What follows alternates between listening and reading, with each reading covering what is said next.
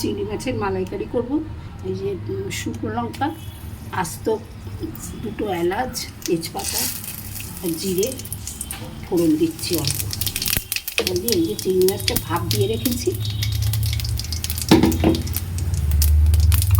মশলাটা দেবো এবার।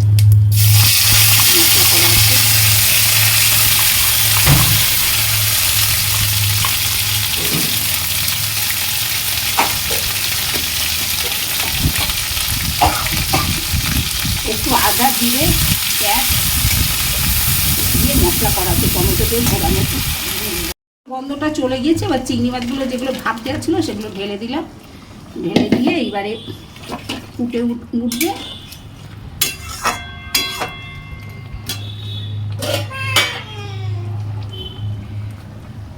যে টক দই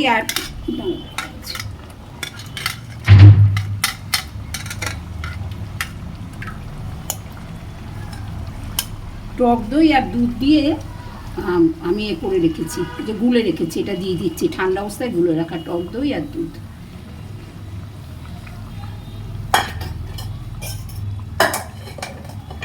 লঙ্কা দিলাম ওপরে,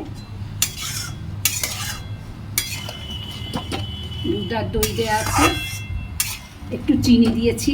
ওই টক দইটা যখন মিশিয়েছি না, তখন একটু চিনি দিয়েছি অল্প। এই ঢাকা দিয়ে দিলাম, নামিয়ে পরে দেখাচ্ছি।